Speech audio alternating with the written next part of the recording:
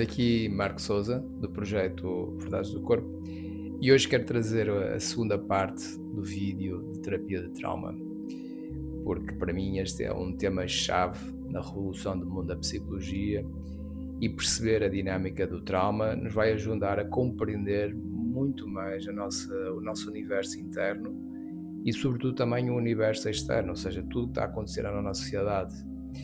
Eu considero este tema de trauma como sendo a chave de muita compreensão e talvez de muita mudança e transformação que não podemos observar depois no nosso mundo, caso nós sabemos o que é o trauma e porque é que funciona, de onde é que vem e de que forma se manifesta. Isto é como se fosse ainda um tema tabu que só recentemente é que foi estudado com um devido valor.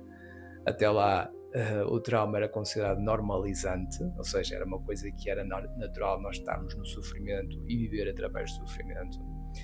Isto faz parte um bocadinho até dessa natureza sombria do trauma, porque no fundo, quem vive o trauma, quase todos nós vivemos trauma, uma das características do trauma é nós vivemos em dissociação com a nossa própria vida, com a dissociação interna. É por isso que vemos cada vez mais pessoas na busca delas próprias, de várias formas possíveis e imagináveis, porque no fundo o que elas estão a viver internamente é uma fuga delas próprias, derivado mesmo da falta de consciência do trauma. Por isso também há muitas trends agora a falar que o trauma agora é tudo, que temos de ter cuidado com o trauma. Pronto, qualquer das formas nós nunca podemos ir para demasiados extremos, mas eu acho que é importante nós darmos o devido esclarecimento, com pés e cabeça, de uma forma realista e usarmos isso a nosso favor, de uma forma prudente e bastante consciente. É aí que é importante falarmos deste tema do trauma. E como quero rever em relação ao último vídeo, e talvez vou fazer aqui só uma pequena revisão e falar sobre os 6 princípios do trauma. Um dos primeiros princípios é que o trauma fica gravado no nosso corpo. Isto é, o trauma não é só um evento psicológico, emocional, mas é algo que fica gravado nas nossas células e na nossa fisiologia, nas nossas faixas, no nosso corpo. Ou seja, o trauma é algo que se aloja na nossa matéria. É por isso que, por vezes, muitos problemas psicológicos, muitas patologias, não podem ser tratadas, a não ser que primeiro atendemos o nosso corpo. Aí é que está a base da cura. Não mudando só a parte verbal, nem a parte mental, mas sim a parte corporal. E por isso nós precisamos também de dar espaço à nossa mente para compreender que realmente o nosso corpo e o nosso coração também são extremamente importantes, porque é aí que reside o trauma. O segundo princípio é que o trauma é uma experiência completamente única e subjetiva. Isto é, o mesmo tipo de infância para certas pessoas, para algumas traumatizam, para outras não. Alguns cenários de violência para certas pessoas traumatizam, para outras não. Mesmo cenários de agressão, de assalto, há pessoas que ficam traumatizadas, outras não. Isso vai depender do quê? Da percepção do evento. Cada pessoa percepciona mediante os seus filtros, as suas crenças e a sua experiência e personalidade. É por isso que o trauma é uma experiência extremamente subjetiva e única. Outro princípio também que é muito importante referir e relembrar é que quando há trauma, o corpo vive uma sensação de ameaça e impotência total. Isto é, quando o trauma acontece, o trauma fica alojado no nosso inconsciente e fica gravado nos nossos tecidos, porque estamos numa situação de paralisia total perante o evento, no qual nós não temos solução, vivemos isso em silêncio e vivemos isso na solidão. E quando nós vemos um trauma, por norma, isso fica alojado no nosso subconsciente e nós protegemos ao máximo para estar a reviver essas situações. Outro princípio importante também é que o trauma fica gravado no sistema nervoso central autónomo, isto é, o trauma, além de ficar no nosso corpo, nas nossas células, também atua na nossa rede elétrica, neuroelétrica, na forma como nós regulamos os nossos ritmos internos, a forma como nós nos sentimos como ativos e como mais passivos, quando estamos na ação e quando estamos no descanso. Ou seja, o trauma vai a esse botão do nosso cérebro que faz a desregulação destes ritmos de ação e descanso. É por isso que uma pessoa que vive na traumatização é uma pessoa que tem tendência à desregulação, ao cansaço, à fadiga e à exaustão emocional. E finalmente, o aspecto mais importante até que este trauma acaba por trazer consequências a nível da personalidade. Isto é, quando uma pessoa vive um tipo de trauma, isto pode moldar a personalidade, ora tornando uma personalidade mais evitante das situações, ora tornando uma pessoa mais dissociada das situações e da vida, menos presente nela própria, ora tornando a pessoa num aspecto mais agressivo, mais reativo e mais violento. Isto é, quando nós temos este tipo de situações na nossa vida, isto vai derivar nesses três tipos de personalidades ou destes tipos de estratégias de defesa e proteção. Isto é um ponto que é muito importante que eu depois quero aprofundar num vídeo posterior. E finalmente, Importante. é aquela que nos interessa, é que atualmente já se sabe que o trauma tem solução, pode ter solução. E isto vai depender não só dos estudos que foram feitos, muito importantes nos últimos 20 anos, mas também na forma como o ser humano é bastante resiliente e nas condições ideais, com as condições sociais, terapêuticas ideais, é possível nós revertermos este congelamento interno e ultrapassar o trauma, vivendo uma vida muito mais plena, conectada e muito mais para a relação com os outros. Isto é fundamental. E continuando nesse aspecto, talvez continuando um bocadinho mais na taxonomia do trauma e explicar o trauma. E por muita gente pergunta, mas o que o trauma agora é tudo? Tudo pode ser trauma? Sim e não.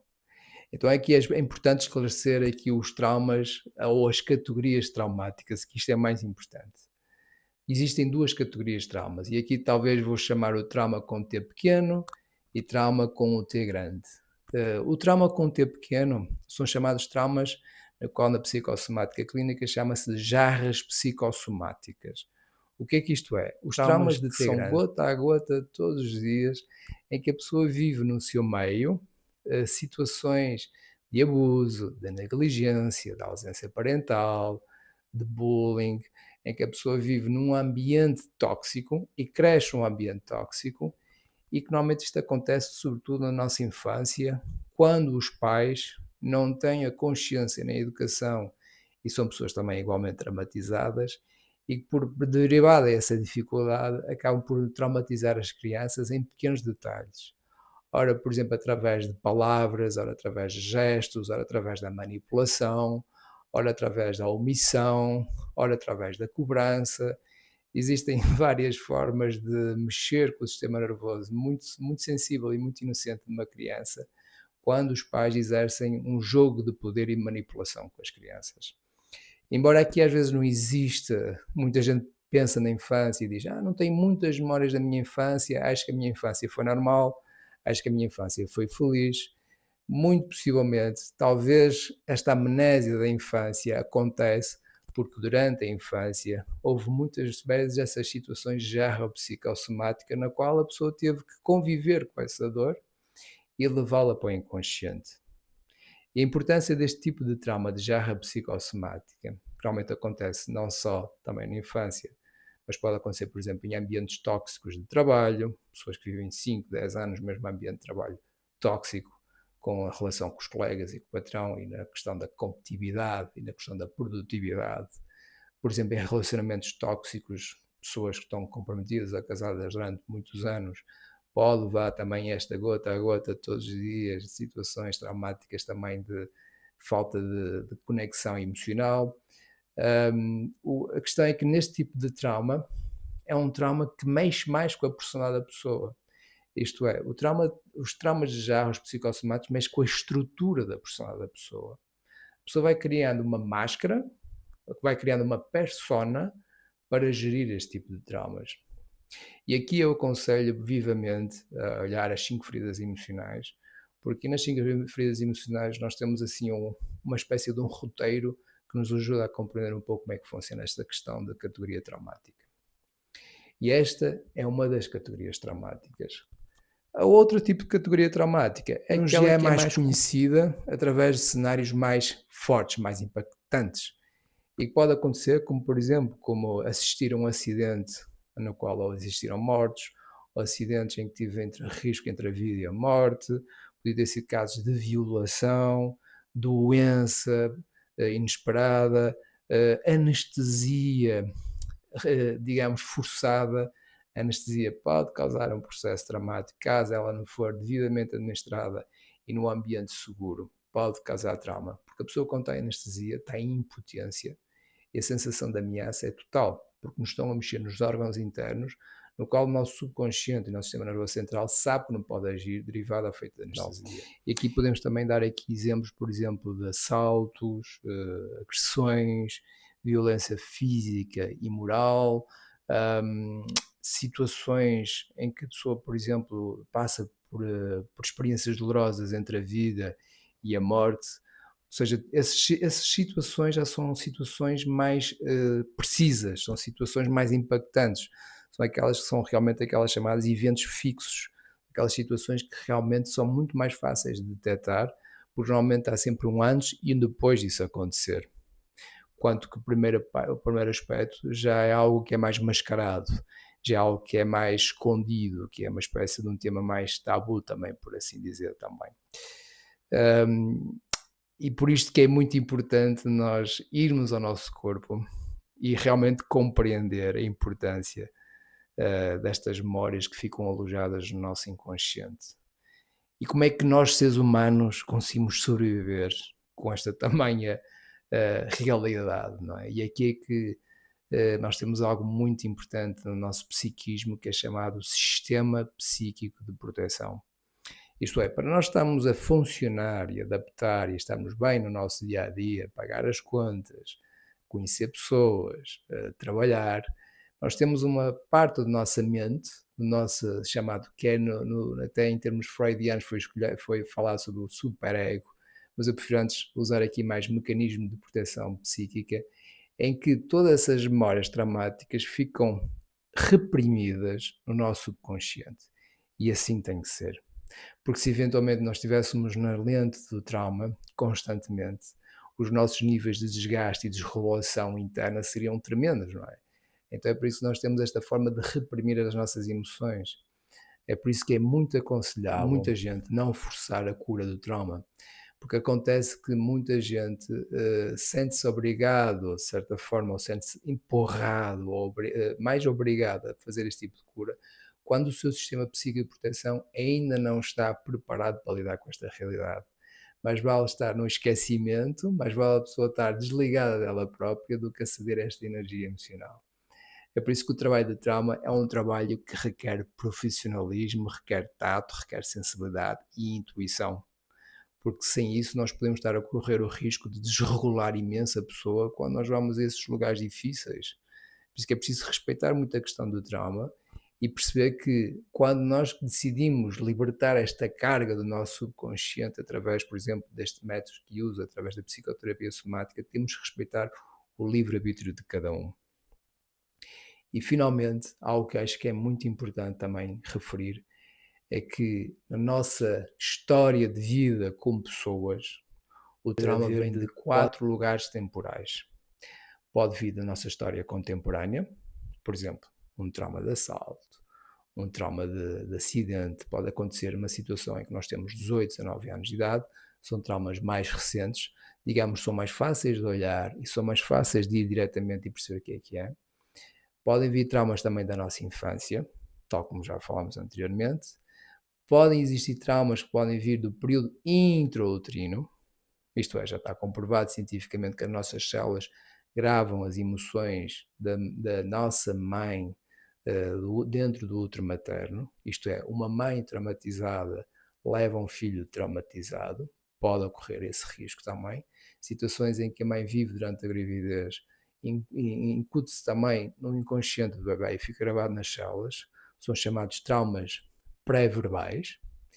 E finalmente, que é uma camada que agora está muito na moda também, que realmente acho que é um lugar em que podemos buscar também muita cura e muita informação, são chamadas memórias transgeracionais. Isto é, já está comprovado que as memórias dos nossos antepassados traumáticas podem ser passadas transgeracionalmente para os seus descendentes. Isto já está comprovado, já é um facto dado na ciência também, não é? Sobretudo com estudos que foram feitos em vítimas do Holocausto, ou seja, a terceira e a quarta geração das vítimas do Holocausto que não assistiram o drama, mas que o inconsciente delas guardou esse trauma dentro delas e que teve várias manifestações, e isto também trabalha-se muito nas constelações sistémicas.